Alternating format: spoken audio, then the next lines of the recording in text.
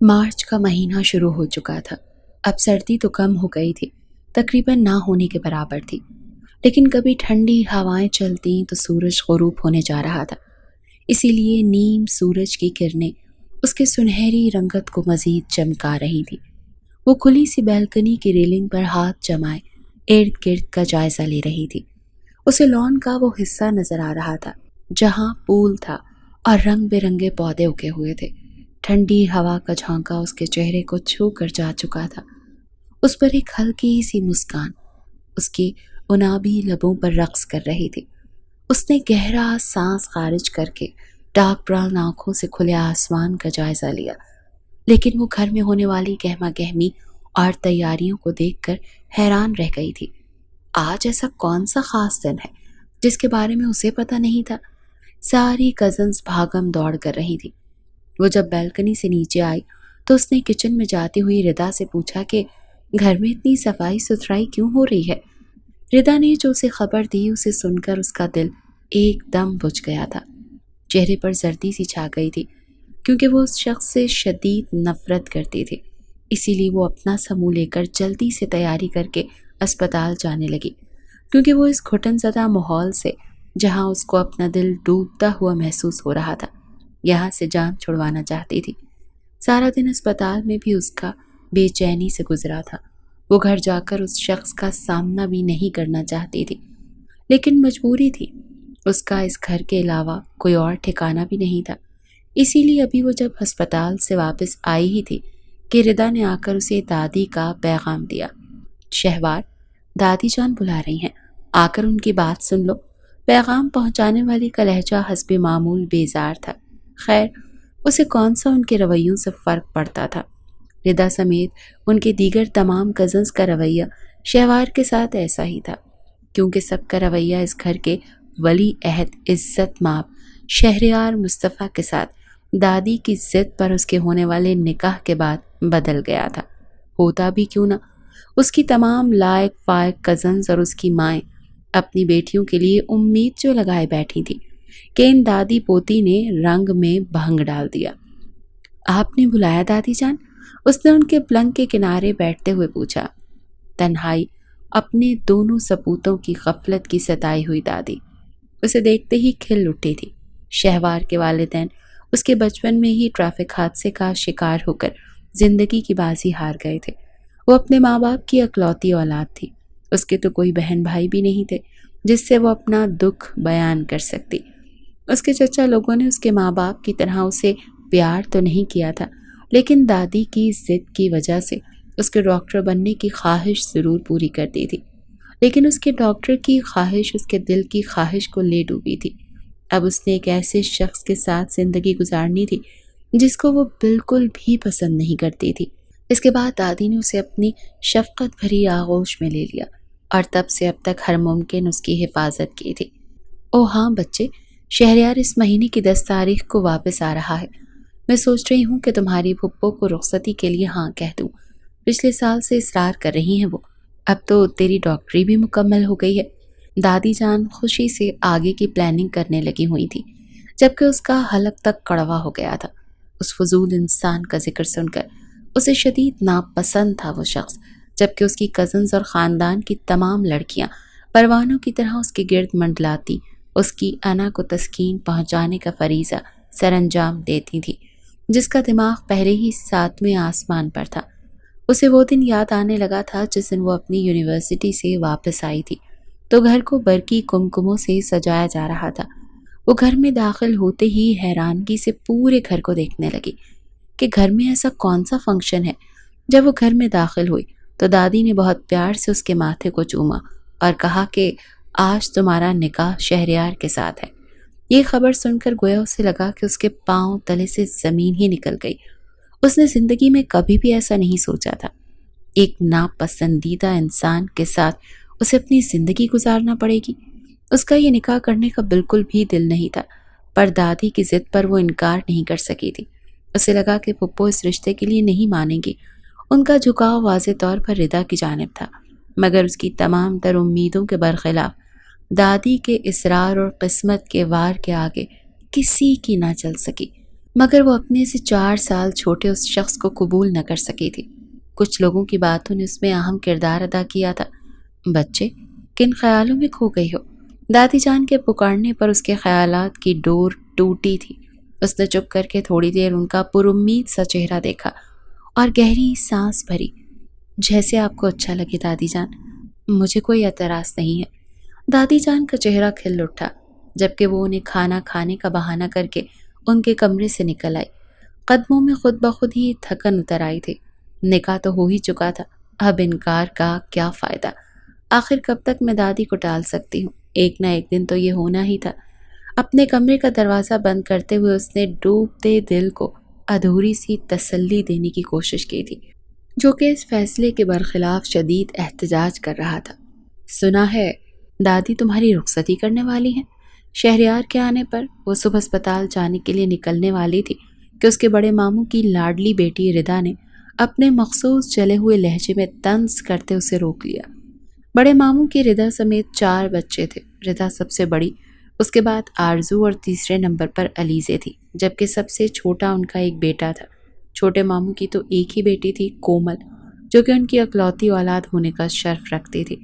ردا اس کی ہم عمر تھی اور پڑھنے کے بعد آج کل گھر بیٹھی ہوئی تھی، جبکہ باقی تینوں یونیورسٹی میں زیر تعلیم تھی۔ بڑے ماموں کا بیٹا معاذ اعلیٰ تعلیم کے لیے انگلینڈ تھا، وہیں شہریار بھی اس کے ساتھ تھا۔ مجھے نہیں پتا تم جا کر دادی جان سے کیوں نہیں پوچھ لیتی؟ مجھے دیر ہو رہی ہے، وہ اسے جواب دیتے ہوئے تیزی سے باہر کی جانب بڑھ گئی۔ ویسے بھی اس کے پاس ردا کی فضولیات کا کوئی جواب نہیں تھا، اور اس کے پاس ان کی طرح سفر کرنے کے لیے کوئی گاڑی وغیرہ بھی نہیں تھی، اسی لیے اسے بس پر بیٹھنا تھا، جس کے نکلنے میں تھوڑی ہی دیر تھی۔ ساری سوچوں کو جھٹکتے ہوئے اس نے اپنے رسٹ واچ پر نظر دوڑائی اور ٹائم دیکھ کر تو اس کے قدموں میں خود بخود تیزی آ گئی تھی۔ بس نکلنے میں 20 منٹ تھے۔ ادھر جہاز پرواز کے لیے تیار تھا اور اس کے دھیان کے دھاگے خود بخود اس دشمن جاں کی جانب مڑ گئے تھے، جو نہ جانے کب سے اپنی تمام تر بے رخی اور بیزاری کے باوجود اس کے دل میں گھر کر چکی تھی۔ نوعمری میں ہی اس کا دل اپنی اس نک چڑی اور دنیا سے بیزار ماموزات کے خواب بننے لگا تھا، اور جب دادی نے ان کے نکاح کی بات کی تو اس کے تو دل کی مراد برائی تھی۔ امی اس نکاح کے لیے راضی نہ تھی، وہ ردا کو بہو بنانا چاہتی تھی، پر ان کے اصرار پر وہ ہار مان گئی تھی۔ آج 5 سال بعد تعلیم مکمل کرنے کے بعد وہ اس اجنبی دیس کی ہواؤں کو چھوڑ کر اپنے وطن کی جانب رواں دواں تھا، جہاں اس دشمن جہاں کے ساتھ ساتھ اس کے اپنے بستے تھے۔ نکاح کے بعد وہ آج اتنے عرصے بعد اس کا سامنا کرنے والا تھا۔ ردا کے مطابق وہ ڈاکٹر بن چکی تھی۔ اس کا اپنی سب کزن سے رابطہ تھا، سوائے اس ایک کے جس سے رابطہ ہونا چاہیے تھا۔ فلائٹ لینڈ ہو چکی تھی۔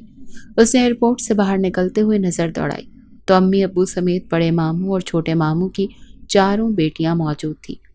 بس جس ماموں کی بیٹی کی دید کا اسے سب سے زیادہ اشتیاق تھا وہی غائب تھی۔ اس نے ٹھنڈی آہ بھری اور اپنوں سے ملنے کے لیے ان کی جانب بڑھا۔ وہ گیٹ کے اندر داخل ہوئی ہی تھی کہ اندر سے آنے والی چہکاروں اور قہقہوں کی آوازوں سے اس سے پہلے ہی پتہ چل گیا تھا کہ اندر کون موجود ہے۔ گہری سانس بھرتے ہوئے اس نے اندر کی جانب قدم بڑھائے۔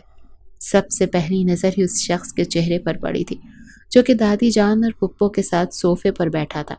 کیسی ہیں شہوار؟ اسے دیکھ کر وہ مخاطب ہوا۔ نظریں ہیروں کی طرح جگمگ کرتی ہوئی اس کے چہرے سے ہٹنے کا نام ہی نہیں لے رہی تھی۔ ردا اور دیگر تمام کزنز کی مسکراہٹیں اسے دیکھ کر پھیکی پڑ گئی تھی، جبکہ وہ اس کی نظروں پر دل ہی دل میں کوفت کا شکار ہوئی۔ اللہ کا شکر ہے دادی، میں فریش ہو لوں؟ بمشکل جواب دے کر اس نے جان چھڑانے کے لیے پر تولے۔ ہاں بچے، کوئی بات نہیں، فریش ہو کر آ جاؤ، ملازمہ ویسے بھی کھانا لگانے والی ہے، دادی نے بول کر اس کی مشکل آسان کر دی تھی، جبکہ وہ فوراً اندر کی جانب بڑھی اور راہداری کا موڑ مڑنے تک اسے اس شخص کی پرتپش نظریں اسے اپنے پشت پر محسوس ہوتی رہی تھی۔ اس کے غائب ہونے پر وہ چونکا۔ اس ایک پل کی ملاقات نے دید کی پیاس مزید بڑھا دی تھی، جبکہ اس کے برعکس دشمن جاں کے تیور خطرناک تھے۔ مطلب ابھی تک وہ اس رشتے کو دل سے قبول نہیں کر سکی تھی، جبکہ اس کا دل پھر بھی پر امید تھا کہ اس کی محبت کی تپش اس کا دل پگھلا ہی دے گی۔ ملازمہ کے بلانے پر جب وہ ڈائننگ ٹیبل پر پہنچی تو سب بیٹھ چکے تھے۔ ردا اس شخص کے ساتھ والی کرسی پر بیٹھی تھی۔ اس کے آنے پر اس نے نظروں ہی نظروں میں اسے کچھ جتانے کی کوشش کی تھی۔ خیر اسے کون سا کوئی فرق پڑتا تھا۔ علی اس کی بڑی پھپھو کا بیٹا تھا۔ اس کے ساتھ والی کرسی خالی تھی۔ وہ وہیں بیٹھ گئی اور ان پرتپش نظروں کا رخ ایک مرتبہ پھر سے اس کی جانب ہو چکا تھا۔ اوف! وہ دل ہی دل میں شدید جھنجھلاہٹ کا شکار ہوئی تھی۔ شدید غصے سے اس کی جانب اپنی گھور سیاہ نظریں اٹھاتے ہوئے وہ بے آواز بولی، ٹھرکی، جبکہ وہ اس کے لبوں کی حرکت محسوس کر کے مسکرا اٹھا تھا۔ ان آنکھوں کے سیاہ سمندر میں اس کا پہلے سے ڈوبتا دل مزید ڈوب گیا تھا۔ وہ جان چکا تھا کہ اس سیاہی کی قید سے رہائی اب خواب ہی ہے۔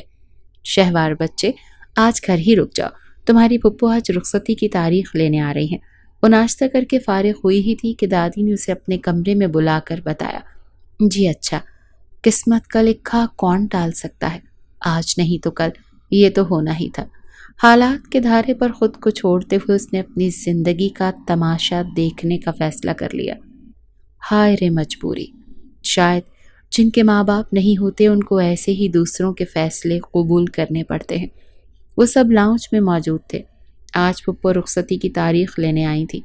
وہ دل پر پتھر رکھ کر خوبصورت سے نقش و نگار والے انگوری جوڑے میں ملبوس صوفے پر پھپھو اور دادی کے ساتھ نظریں جھکائے بیٹھی تھی، جبکہ اس کی دوسری جانب وہ شخص بیٹھا تھا جو کہ اس کی ناخوشی سے بخوشی آگاہ تھا۔ وہ وقتاً فوقتاً اس کے اس رنگ میں سپاٹ مگر جگمگاتے دل فریب چہرے پر نگاہ ڈال رہا تھا۔ اس کے دل نے اپنی خوشی کے لیے اس کی ناخوشی کو نظر انداز کرنا ہی بہتر سمجھا تھا۔ اس کے دل کے بقول وہ اس کی بے پناہ محبت پا کر جلد اپنی ناخوشی بھول جائے گی، یہ بھی دل کے بہلانے کو غالب کا گمان تھا۔ اس نے خیال کو سرد سے جھٹکا تھا۔ ایک ماہ بعد رخصتی کی تاریخ طے ہو چکی تھی اور اس ہنسی خوشی کے درمیان ردا نے حسرت بھری نظروں سے اس کی جانب دیکھا تھا۔ وہ ایک ایسے خواب کی مانند تھا جو دسترس سے باہر تھا، اور ایک ماہ کے بعد تو جو بچی کچی آس تھی وہ بھی ختم ہو جانی تھی۔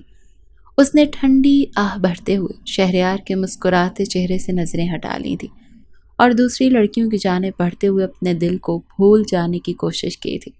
جب انسان چاہتا ہے کہ وقت رک جائے، لمحے طویل ہو جائے، اس کا ناپسندیدہ وقت نہ آئے، تو وہ وقت اس کی خواہشات کے برعکس پر لگا کر اڑ جاتا ہے۔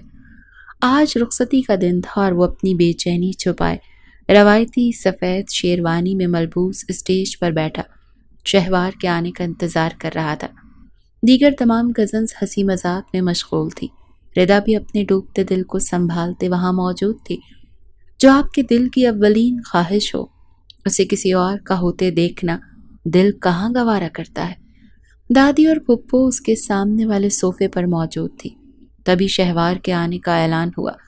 میرون رنگ کے مغلیہ طرز پر بنے لہنگے اور قدیم طرز کے زیورات میں وہ کسی دیو مالائی داستان کا حصہ لگ رہی تھی۔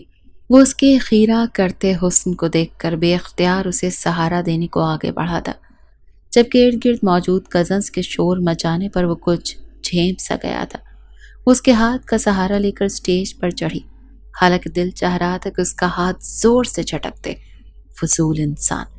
دادی جان بار بار اپنی آنکھوں میں خوشی سے نمی صاف کر رہی تھی۔ آج ان کا دیرینہ خواب پورا ہوا تھا۔ اپنی اس پوتی کو محفوظ ہاتھوں میں سونپ کر وہ چین سے مر سکتی تھی۔ پھپھو نے بھی اسے اپنے اکلوتے بیٹی کی خوشی کے لیے قبول کر لیا تھا۔ انہیں ویسے بھی اس سے کوئی پرخار نہ تھی، وہ تو ویسے ہی ان کا جھکاؤ ردا کی جانب تھا۔ رخصتی ہو چکی اور اسے شہریار کے کمرے میں پہنچا دیا گیا۔ وہ کمرے میں اکیلی تھی اور باہر سے ہنسی مذاق اور شور شرابے کی آوازیں آ رہی تھیں۔ اس نے ڈوبتے دل کو سنبھالتے ہوئے ارد گرد کا جائزہ لیا۔ وہ پہلی مرتبہ اس کا کمرہ دیکھ رہی تھی، جو کہ اس کی خوش ذوقی اور نفاست کا منہ بولتا ثبوت تھا۔ اس کے سر میں شدید درد ہو رہا تھا اور آج پہلی دفعہ اسے مائیگرین کا درد بے حد زیادہ تھا۔ اس شدید درد پر وہ خوشی محسوس کر رہی تھی۔ یہاں بیٹھ کر اس بے باک کا انتظار کرنے والی تو نہ تھی، اسی لیے اپنے ٹھنڈے ہوتے ہاتھ پیر اور درد سے پھٹتے سر کو ہاتھوں میں تھامے ہوئے اس نے بیڈ سے اٹھنے کی کوشش کی، جبکہ دروازہ کھول کر اندر آتے ہوئے وہ چونکا اور فوراً اس کی جانب بڑھ کر اسے سہارا دیا۔ شہوار کیا ہوا ہے آپ کو؟ آپ کی طبیعت تو ٹھیک ہے؟ آواز میں گھبراہٹ، فکر مندی واضح تھی۔ میرا سر، آہ، میرا سر شدید درد کر رہا ہے۔ شدید تکلیف سے کراہ کر بولتے ہوئے اس کی آنکھوں سے گرم سیال بھی بہنے لگا۔ درد ہر لمحے اس کے ساتھ شدت اختیار کرتا جا رہا تھا۔ اتنے دنوں کی ٹینشن رنگ لائی تھی۔ درد کی شدت کے پیش نظر وہ بھول گئی تھی کہ اسے سہارا دینے والا وہ فضول انسان ہے جس کا وہ لمس تو دور قربت بھی برداشت نہیں کر سکتی تھی۔ اچھا روئیں تو مت، آپ کی دوائی کہاں ہے؟ زیادہ درد ہو رہا ہے؟ وہ اس کی مسلسل بہتے ہوئے آنسو صاف کرتے ہوئے گھبرا کر بولا تھا۔ وہ جانتا تھا کہ اسے مائیگرین کا درد ہوتا ہے اور بہت شدید نوعیت کا ہوتا ہے۔ یہ بھی کوئی پوچھنے والا سوال ہے؟ فضول انسان۔ درد ہو رہا ہے تو رو رہی ہوں نا، آنسو خود بخود آ رہے ہیں۔ وہ اپنی کمزوری اس پر عیاں ہونے کی وجہ سے سرخ ڈوروں بھری آنکھوں سے اس کی جانب دیکھتے ہوئے شکوہ کنا لہجے میں بولی، جبکہ وہ ان نینوں کے وار پر ہزار دفعہ کا زخمی دل ایک مرتبہ پھر زخمی ہوا تھا۔ اس کی گردن میں گلٹی ابھر رہی تھی۔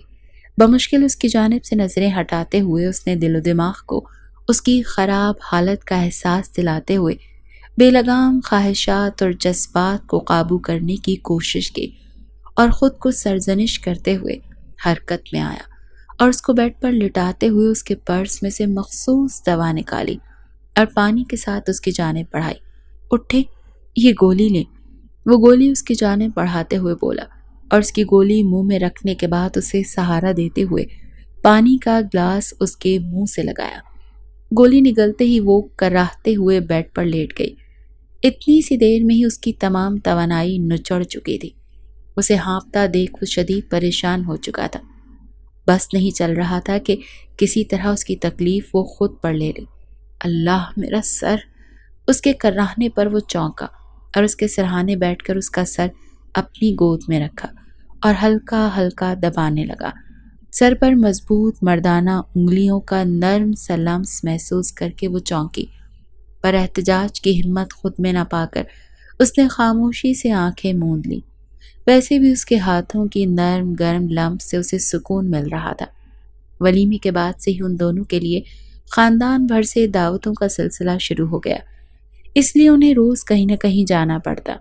مسز شہریار، تم اپنی اور میری پیکنگ کر لو، کل ہم ہنی مون کے لیے شمالی علاقہ جات کی طرف جا رہے ہیں۔ پہلے مری جائیں گے۔ وہ ڈریسنگ ٹیبل کے سامنے بیٹھی اپنے خوبصورت لمبے بال سکھا رہی تھی کہ اس کے شوشے پہ چونکی اور حیرت سے اس کی طرف دیکھا۔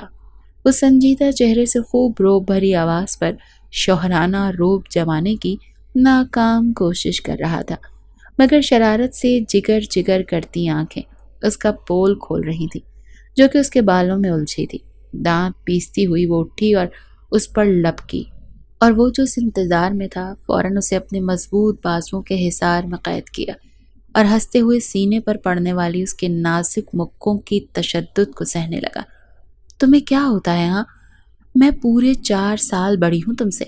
ہاتھوں کے تشدد کے ساتھ ساتھ اسے یہ بھی باور کروایا گیا تھا، جبکہ مقابل کے تیور اس کی کھلی خوشبودار زلفوں کو اپنے چہرے پر گرانے پر فوراً بدلے تھے۔ انداز سنجیدہ اور آنکھوں میں خمار بھر چکا تھا۔ وہ اپنے ہی دھیان میں اس پر غصہ کرتے ہوئے اس کی خاموشی محسوس کرتے ہوئے چونکی تھی۔ دماغ نے فوراً خطرے کی بتی جلائی۔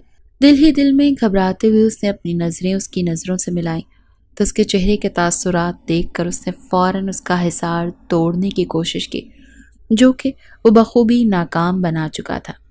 ہاں تو مسز شہریار، آپ مجھ سے بڑی ہیں؟ ہاں؟ خمار بھری آواز میں پوچھے گئے اس کے سوال پر اس کے حواس مزید اڑے، جبکہ وہ کمینہ اب مزید قریب ہوتے ہوئے اس کے بالوں کی خوشبو کو خود میں اتارنے کی کوشش کرتے ہوئے لمبی لمبی سانسیں بھر رہا تھا۔ اس کی بے باک حرکتوں پر اس کے پورے جسم میں سنسنی دوڑ گئی اور اس کا چہرہ شدید تپنے لگا۔ چھوڑو مجھے، گھٹیا انسان! خود سے بڑی لڑکیوں کو اتنے گندے طریقے سے دیکھتے ہوئے تمہیں شرم آنی چاہیے۔ گھبراہٹ کے مارے جو کچھ اس کے منہ میں آیا تھا وہ آل فال بولتی گئی، جبکہ اپنی بیگم کی باتیں سن کر اس کے بالوں میں چہرہ چھپائے اس گھٹیا انسان کا سارا خمار بھگ سے اڑا تھا۔ فوراً اپنا چہرہ اس کے بالوں سے نکالتے اس کے چہرے کی طرف دیکھا جس کا چہرہ شدید سرخ تھا، جیسے ابھی خون چھلک آئے گا۔ واہ محترمہ، آپ کو یاد ہو تو تمام گواہان کی موجودگی میں مجھ گھٹیا انسان کو ان تمام حرکتوں کا پرمٹ مل چکا ہے۔ اب میرا جو دل کرے گا وہ میں کروں گا، تم مجھے روک تو نہیں سکتی۔ وہ اس کے مزید قریب آتے ہوئے بولا تھا۔ وہ اس کے ہونٹوں کا لمس محسوس کرنا چاہتا تھا، کیونکہ وہ جب بھی اس دشمن جاں کو دیکھتا تھا تو اس کا اپنے آپ پر اختیار ختم ہو جاتا تھا، وہ بے قابو ہو جاتا تھا، اور اب تو اس پر شہریار خان کا حق تھا۔ وہ اپنا حق لینا چاہتا تھا۔ وہ اس کے چہرے کے تاثرات دیکھ کر بے اختیار ہنسا تھا، جو کہ ہر وقت دور سے اس پر بڑے ہونے کا روپ جماتی تھی، اور پاس آتے ہی اس کی ساری تراری ہوا ہو جاتی تھی۔ اس کے مظلوم چہرے پر ترس کھاتے ہوئے اس نے اسے چھوڑ دیا تھا، جو فوراً پیچھے ہٹی اور ڈریسنگ روم میں جا کر پناہ لی، ساتھ ہی کانپتے ہاتھوں سے کنڈی بھی لگائی کہ وہ پیچھے ہی نہ آ رہا ہو۔ توبہ، حرکتیں تو دیکھو اس کی، اس سے بچ کر رہنا ہوگا، کوئی بھروسہ نہیں ہے اس کا۔ دل پر ہاتھ رکھ کر گہری گہری سانس لیتے اس نے سوچا تھا، یہ اتنی گرمی کیوں ہے؟ صبح صبح آج وہ دونوں اپنے ہنی مون کے لیے مری کی جانب رواں دواں تھے، جبکہ وہ اس کی یقین دہانی پر کہ وہ کوئی فضول حرکت نہیں کرے گا اس کے ساتھ آئی تھی۔ اس دن کے بعد سے وہ اس سے دور دور رہنے کی کوشش کر رہی تھی۔ وہ اگر اسے ناشتے کا کہتا تو وہ نوکرانی کے ہاتھ اس کو ناشتہ بھجوا دیتی، اس کے آفس جانے سے پہلے ہی اٹھ کر کمرے سے باہر نکل جاتی اور دادی کے کمرے میں چلی جاتی۔ وہ بس چاہتی تھی کہ وہ اس سے دور رہے، لیکن اب اسے اپنے اندر کچھ تبدیلی بھی محسوس ہونے لگی تھی۔ شادی والی رات کے بعد سے ہی ان کے درمیان کچھ بدل سا گیا تھا۔ دادی کے بعد شہریار وہ واحد شخص تھا جس نے اس طرح اس کا خیال رکھا تھا۔ دل خود بخود اس کے لیے نرم ہو گیا تھا۔ دور سے انا پرست رکھنے والا شخص وہ ذرا سا بھی انا پرست نہیں تھا۔ اس کے تمام اندازوں کے برخلاف وہ اس سے بڑے احترام سے پیش آیا تھا، جس میں محبت کی جھلک واضح تھی۔ وہ اسے ابھی بھی دل سے قبول نہیں کر پائی تھی، پر اس نے اپنی زبان کی کڑواہٹ سے اس کا دل زخمی کرنے کی کوشش نہیں کی تھی، اور ان دونوں کی نوک جھوک جب جب وہ پاس ہوتا تھا مسلسل جاری رہتی تھی۔ بقول اس کے اسے تنگ کر کے دلی سکون ملتا ہے، جب جب وہ چڑھتی ہے اس کو نئے سرے سے محبت ہو جاتی ہے۔ گھٹیا انسان، اس نے کڑوا منہ بنا کر سوچا۔ سر جھٹکا اور کھڑکی سے نظر آتے باہر کے مناظر دیکھنے لگی۔ مسٹر شہریار، بات سننا ذرا۔ دانت پیستی وہ اس کی جانب مڑی تھی، جس سے اس کا ایک پل کا بھی سکون برداشت نہیں ہوتا تھا، اور یہ اس کا فضول طرز مخاطب جو کہ وہ اس سے چڑانے کے لیے استعمال کرتا تھا، کیونکہ اس سے پتا تھا کہ مجھے اس لفظ سے شدید چڑھ ہے، لیکن وہ جان بوجھ کر مجھے تنگ کرتا تھا، اور اسپیشل اس ٹائم جب سب گھر والے پاس بیٹھے ہوتے تھے، کیونکہ اسے پتا تھا کہ اب سب کے سامنے میں اپنی زبان نہیں چلاؤں گی، اسی لیے وہ جان بوجھ کر مجھے اس نام سے چھیڑتا تھا۔ لیکن اس دن کے بعد سے تو وہ اسے چھوٹا ہونے کا تانا دینے سے بھی کتراتی تھی۔ دل ہی دل میں تاؤ کھاتے وہ بڑے ضبط سے اپنے تاثرات قابو میں رکھتے اس کی جانب مڑی، جس کی آنکھیں اسے تنگ کرنے کے خیال سے ہی چمکنے لگتی تھی۔ کیا ہے؟ میرا سکون تم سے برداشت نہیں ہو رہا؟ وہ تب کر بولی۔ جواباً اس کی معصومیت سے نہ میں سر ہلانے پر مزید تب گئی۔ اوکے یار، مجھ سے بات تو کرو، سارا سفر اس طرح چپ کر کے تو نہیں گزر سکتا نا، میں بور ہو رہا ہوں۔ مجھے کیا فائدہ ہے اتنا حسین ہم سفر ساتھ ہو اور میں بور ہوں، ایسا تو نہیں چلے گا نا یار۔ اس کے تنے ہوئے تاثرات پر وہ امن کا جھنڈا لہراتے ہوئے بولا۔ اس کے کہنے کے باوجود وہ سر جھٹک کر منہ کھڑکی کی طرف پھیر کر بیٹھی رہی، کیونکہ شہوار کو بھی اسے تنگ کرنے میں مزہ آ رہا تھا۔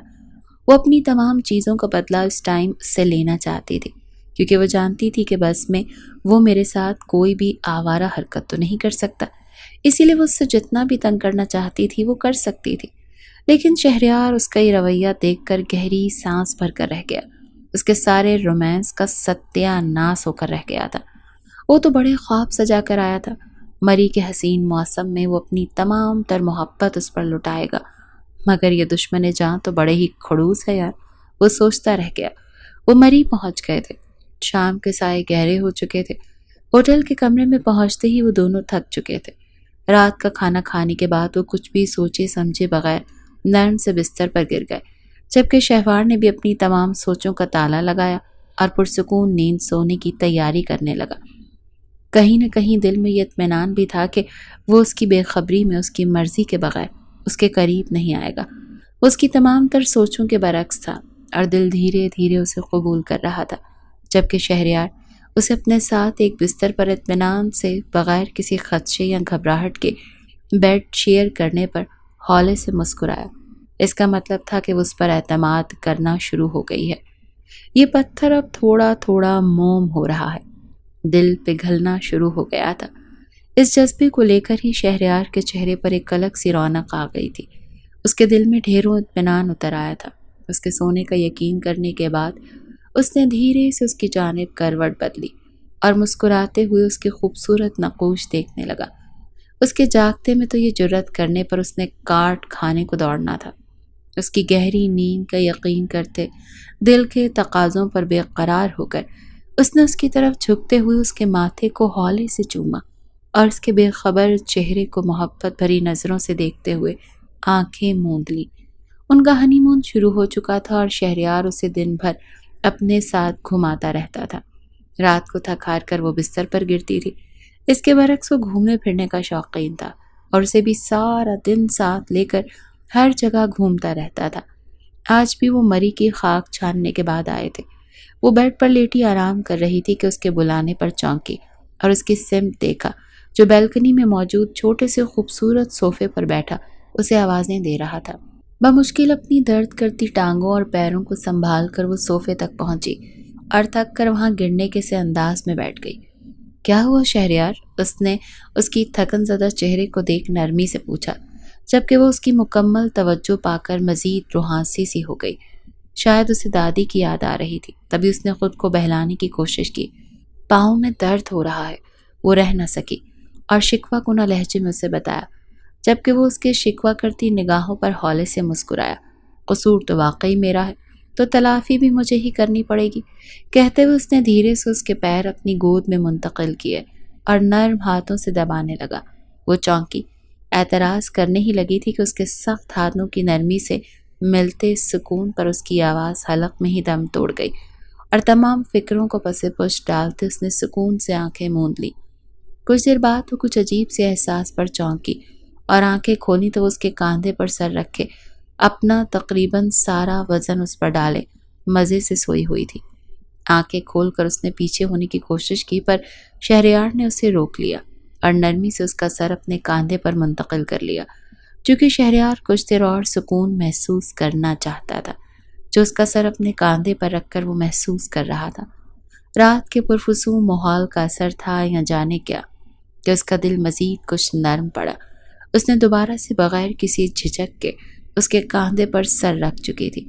شہریار نے نرمی سے اس کے ملائم بالوں کو اوپر سے اس کے سر کا بوسہ لیا اور اس کی جانب سے کسی قسم کی مزاحمت یا کڑوا جملہ نہ پا کر اس کا اعتماد بڑھا۔ اس کے سر پر ستاروں بھرا آسمان جگمگ کر رہا تھا اور اس کے عین وسط میں خوبصورت سا مکمل چاند اپنی پرفسوں چاندنی سے ہر چیز روشن کر رہا تھا۔ رات کی دل فریبی نے اس کے دلوں کو بھی جکڑ لیا تھا۔ وہ دونوں چپ کر کے اس خوبصورت آسمان کو دیکھنے لگے، جبکہ شہریار نرم ہاتھوں سے ہولے ہولے غیر ارادی طور پر اس کے سر کے بالوں میں انگلیاں پھیر رہا تھا۔ ہر تھوڑی دیر بعد اس کے بالوں کا نرم بوسہ بھی لے رہا تھا، مگر شہریار نے کسی قسم کی مزاحمت نہیں کی تھی۔ اسی بات نے اس کا حوصلہ بڑھایا تھا۔ تبھی وہ نرمی سے بولا، شہوار بیگم، آج رات آپ مجھے حیران کرنے پر تلی ہیں۔ لہجے میں شرارت کا عنصر نمایاں تھا۔ وہ دھیرے سے مسکرائی اور اس کے شانے پر مکہ مارا۔ ایسی بھی کوئی بات نہیں، اب تم مجھے پہلے کی نسبت تھوڑا زیادہ قابل قبول لگتے ہو۔ اسی لیے وہ بھی جواباً بڑے انداز سے بولی تھی، جبکہ سامنے والا تو پہلے ہی اس کی ہر ادا پر قربان تھا۔ شہوار، میں آپ کی بہت عزت کرتا ہوں اور اس کے ساتھ ساتھ بہت محبت بھی کرتا ہوں۔ نہ جانے کب سے بغیر کسی غرض کے میں نے اب بھی پوری کوشش کی ہے کہ آپ کو میرے کسی انداز سے کوئی دکھ نہ ہو۔ اس کے لہجے میں اس کے جذبات بول رہے تھے جنہوں نے شہوار کے دل پر گویا آخری ضرب لگائی تھی۔ تم میری تمام سوچوں کے برعکس نکلے ہو۔ میں اس نکاح کے خلاف تھی کہ ایک تو تم مجھ سے 4 سال چھوٹے ہو اور اس نکاح کے بعد سب نے مجھ پر تمہیں پھانسنے کے الزام لگانے شروع کر دیے تھے، اوپر سے ردا جو تمہارے افیئرز کے قصے سناتی تھی۔ اسی لیے مجھے اس رشتے سے چڑ ہو گئی تھی۔ اس نے بھی جواباً پوری سچائی سے اپنے جذبات بتائے۔ وہ چونکا اور سنبھلا۔ اب اسے اس کے رویے کی وجہ سمجھ میں آئی تھی۔ وہ بھی اپنی جگہ برحق تھی۔ اس سب کو جھیلنے کے بعد آئی ایم سوری، مجھے سب کا اندازہ نہیں تھا، پر بات یہ ہے کہ تم میری پہلی اور آخری محبت ہو، اور میری زندگی میں آنے والی پہلی اور آخری خاتون۔ وہ بڑی محبت سے اسے یقین دلا رہا تھا، اور اس کے لہجے کی سچائی پر اس کا دل یقین کر چکا تھا۔ تو میں صلح سمجھوں؟ وہ اس کی خاموشی پر شرارت سے بولا تھا۔ پیچھے ہٹو ٹھرکی انسان، ذرا سی لفٹ کیا کروا دو، پھیلنے لگتے ہو۔ وہ اسے فوراً دھکا دے کر بھاگی اور مصنوعی غصے سے بولی، پر لہجے کی شرارت واضح تھی۔ اب بچو ذرا۔ وہ بھی مسکرا کر اسے پکڑنے کے لیے دوڑا، جبکہ وہ چیخ مار کر صوفے کے ارد گرد دوڑنے لگی۔ اچانک شہریار نے اسے پیچھے سے پکڑا۔ توازن بگڑنے سے وہ اس کے اوپر گری، جبکہ شہریار صوفے پر۔ اب بتاؤ۔ وہ دونوں ہنس رہے تھے اور سانسیں بہت تیز چل رہی تھیں، اور اس کے ہنستے ہوئے چہرے کو دیکھ کر اچانک وہ سنجیدہ ہوا۔ آنکھوں میں خمار اترا تھا، جبکہ اس کی خاموشی۔ شہوار نے اس کی جانب دیکھا تو اس کی آنکھوں میں دیکھ کر اس کی سانسیں حلق میں ہی اٹک گئی تھی۔ اس کی نظروں کا پیام واضح تھا کہ وہ کیا چاہتا ہے۔ وہ چاہتے ہوئے بھی نظریں اس کی نظروں سے نہ ہٹا سکی، جبکہ وہ اس کی خاموشی پر شے پاتے ہوئے نرمی سے اس کے چہرے کو تھام کر اس کے بالوں پر جھک کر اپنے جذبات اس میں منتقل کرنے لگا۔ آہستہ آہستہ وہ اپنی تمام شدت اور محبت در شہوار میں جذب کرنے لگا۔ وہ اس قدر پیار میں گم ہو گیا تھا کہ اسے پتہ ہی نہیں چلا کہ کب اس نے اپنی حدیں پار کر لیں۔ وہ آج در شہوار کو پا کر اپنی دنیا مکمل کر چکا تھا۔ اس کی ذات بھی آج مکمل ہو گئی تھی۔ وہ دشمن جان جس کے لیے وہ 4 سال سے تڑپا تھا، بیرون ملک جا کر بھی اس نے اپنی عزت، اپنا مان، اپنی محبت اور اپنے جذبات کو در شہوار کے لیے بچا کر رکھا تھا، کیونکہ وہ نہیں چاہتا تھا کہ وہ اپنے جذبات کسی اور پر نچھاور کرے۔ در شہوار بھی آج اپنا حق لے کر خود کو مکمل محسوس کر رہی تھی، کیونکہ آج اسے معلوم ہو گیا تھا کہ یہی وہ شخص ہے، اس کے ساتھ وہ اپنی ساری زندگی گزار سکتی ہے، اور یہ اس کی ذات کو کبھی بھی ادھورا نہیں رہنے دے گا۔ اگلی صبح جب وہ اٹھی تو شہریار اس کے قریب ہی لیٹا ہوا تھا۔ وہ اس کے چہرے کو بغور دیکھنے لگی، اور اس نے محسوس کیا کہ یہ تو بالکل بھی نفرت کے قابل نہیں۔ اس کے تیز نقش، سفید رنگت، ہلکی بڑھی ہوئی داڑھی اس کی شخصیت کو 4 چاند لگا رہے تھے۔ در شہوار کو نہ چاہتے ہوئے بھی اس پر شدید پیار آ رہا تھا، کیونکہ اب وہ پتھر پگھل چکا تھا۔ اب اس کا دل موم ہو چکا تھا، جس میں شہریار کی محبت سرایت کر چکی تھی۔ اس نے واش روم میں جانے سے پہلے اس کے ماتھے پر بوسہ دیا، کیونکہ وہ جان چکی تھی کہ شہریار پر اب بس اسی کا حق ہے۔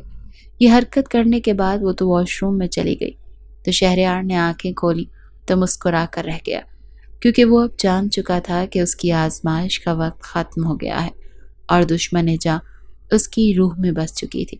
در شہوار جب واش روم میں گئی تو اس نے اپنے آپ کو آئینے میں دیکھا اور اپنے سراپے کا جائزہ لینے لگی۔ اس نے اپنی گردن پر محبت کی مہریں دیکھی تو اس کے دل میں ایک سکون سا اتر گیا تھا، کیونکہ اب اس کی دنیا مکمل ہو چکی تھی۔